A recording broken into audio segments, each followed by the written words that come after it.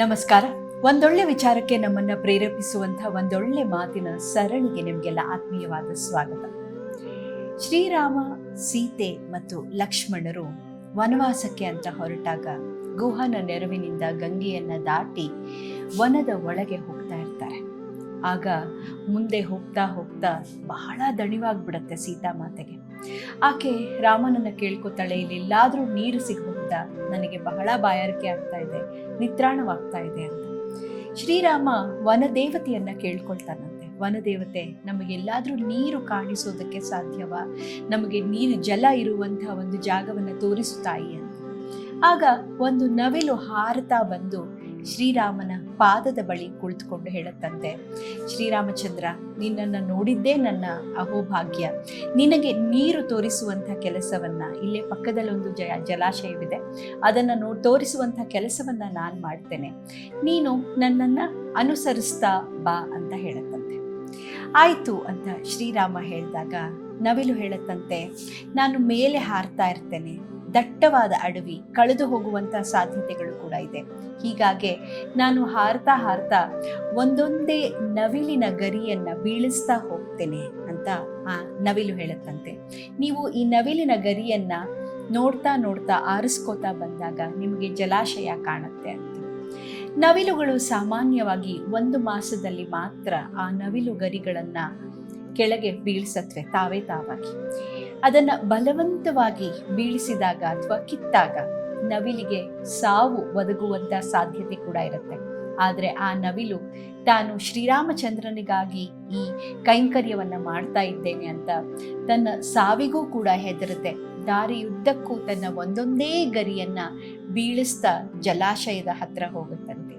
ಇನ್ನೇನು ಜಲಾಶಯ ತಲುಪುವ ಹೊತ್ತಿಗೆ ನವಿಲಿನ ಗರಿಗಳೆಲ್ಲವೂ ಕೂಡ ಖಾಲಿಯಾಗಿ ನವಿಲಿಗೆ ಇನ್ನೇನು ಸಾವೇ ಬರುವಂಥ ಪರಿಸ್ಥಿತಿ.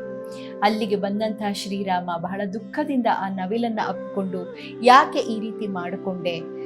ನೀನು ನನಗಾಗಿ, ನಮಗೆ ನೀರನ್ನು ತೋರಿಸೋದಕ್ಕಾಗಿ ನಿನ್ನ ಜೀವವನ್ನೇ ಕಳೆದುಕೊಂಡಿಯಲ್ಲ ಅಂತ ಹೇಳಿದಾಗ ಆ ನವಿಲು ಹೇಳುತ್ತಂತೆ, ನಿನ್ನಂಥ ದೇವರನ್ನ, ಮನುಷ್ಯ ರೂಪಿ ದೇವರನ್ನ ನೋಡೋದೇ ನನ್ನ ಸುಕೃತ. ಇಂಥ ಒಂದು ಪುಣ್ಯ ನನ್ನ ಪಾಲಿಗೆ ಒದಗುತ್ತಲ್ಲ ಅಂತಾನೆ ನಾನು ಸಂತೋಷಪಟ್ಟು ಜೀವ ಬಿಡ್ತಾ ಇದ್ದೀನಿ ಶ್ರೀರಾಮ. ಈ ಪುಣ್ಯದ ಕೆಲಸವನ್ನ ನನಗೆ ಕೊಟ್ಟಿದ್ದಕ್ಕೆ ನಾನು ದೇವರಿಗೆ ವಂದನೆಯನ್ನ ಹೇಳ್ತೇನೆ ಅಂತ ಹೇಳುತ್ತಂತೆ. ಶ್ರೀರಾಮ ಹೇಳ್ತಾನಂತೆ, ನಾನು ಮತ್ತೊಮ್ಮೆ ಅವತಾರವನ್ನ ಎತ್ತಿದಾಗ ಈ ಋಣವನ್ನ ತೀರಿಸ್ತೇನೆ ಅಂತ ಹೇಳಿ ಕೃಷ್ಣನ ಅವತಾರದಲ್ಲಿ ಸದಾ ಕೃಷ್ಣನ ಕಿರೀಟದಲ್ಲಿ ಒಂದು ನವಿಲುಗರಿಗೆ ಸ್ಥಾನ ಇದ್ದೇ ಇರುತ್ತೆ. ಅಂಥ ಒಂದು ಅದ್ಭುತವಾದ ಒಂದು ಜಾಗವನ್ನ, ಅಂಥ ಒಂದು ದೈವಿಕವಾದ ಜಾಗವನ್ನ ಆ ನವಿಲು ತನಗಾಗಿ ತಾನು ಆ ಶ್ರೀರಾಮನ ಸೇವೆಯಿಂದ ಗಳಿಸಿಕೊಂಡಂತೆ. ತತ್ವ ಇಷ್ಟೇ, ದೇವರಾದಂಥ ಶ್ರೀರಾಮನಿಗೆ ಋಣ ಬಿಡಲಿಲ್ಲ. ಅಂದರೆ ಅವನು ಮತ್ತೆ ಜನ್ಮ ಎತ್ತಿ ಶ್ರೀಕೃಷ್ಣನಾಗಿ ಹುಟ್ಟಿ ಆ ನವಿಲಿನ ಋಣವನ್ನು ತೀರಿಸಬೇಕಾಯಿತು. ಇನ್ನು ನನ್ನ ನಿಮ್ಮಂತಹ ಮನುಷ್ಯರದು ಇನ್ನೇನು ಅಲ್ವಾ? ನಾವು ಕೂಡ ಹುಟ್ಟಿದಂದಿನಿಂದ ಅದೆಷ್ಟೊಂದು ಋಣಗಳಲ್ಲಿ ಬಿದ್ದಿರ್ತೇವೆ. ಅದು ತಂದೆ ತಾಯಿಗಳ ಋಣ ಆಗಿರಬಹುದು, ಗುರುಗಳ ಋಣ ಆಗಿರಬಹುದು, ನಮ್ಮ ಜೀವನದಲ್ಲಿ ಸಹಾಯ ಮಾಡಿದಂಥ ಸ್ನೇಹಿತರು ಅಥವಾ ಹಿತೈಷಿಗಳು, ಅಪರಿಚಿತರು, ಹೀಗೆ ಅನೇಕರ ಋಣಗಳು ನಮ್ಮ ಮೇಲೆ ಬರ್ತಾನೆ ಹೋಗುತ್ತೆ. ನಾವು ಜೀವನದಲ್ಲಿ ದೊಡ್ಡ ಮನುಷ್ಯರಾಗಿ ಬೆಳೆದಾಗ ಅದು ಒಂದೇ ದಿನದಲ್ಲಿ ನಡೆಯುವಂತಹ ಸಾಧ್ಯತೆ ಅಲ್ಲ. ಅಲ್ಲಿ ಅನೇಕ ಋಣಗಳು ನಮಗಿರುತ್ತೆ, ಮತ್ತೆ ಅನೇಕರು ಅದಕ್ಕಾಗಿ ನಮಗೆ ನೆರವಾಗಿರ್ತಾರೆ. ಆದ್ರಿಂದಾನೇ ನಾವು ಬೆಳೀತಾ ಆ ಋಣಗಳನ್ನು ಅಲ್ಲಲ್ಲೇ ತೀರಿಸ್ಕೊಳ್ತಾ ಹೋಗ್ಬೇಕು. ಅದು ಹೇಗೆ?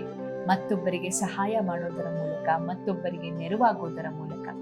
ಈ ರೀತಿ ಮಾಡ್ತಾ ಹೋದಾಗ ನಮ್ಮ ಬೆಳವಣಿಗೆಯ ದಾರಿಯಲ್ಲಿ ನಾವು ಆ ಋಣಮುಕ್ತರಾಗುವಂಥ ಒಂದು ಸ್ಥಿತಿಯನ್ನು ತಲುಪ್ತಾ ಇರ್ತೇವೆ. ಇಲ್ಲದಿದ್ದರೆ ಖಂಡಿತ ಈ ಋಣಭಾರ ನಮ್ಮನ್ನು ತೂಗ್ತಾನೇ ಇರುತ್ತೆ.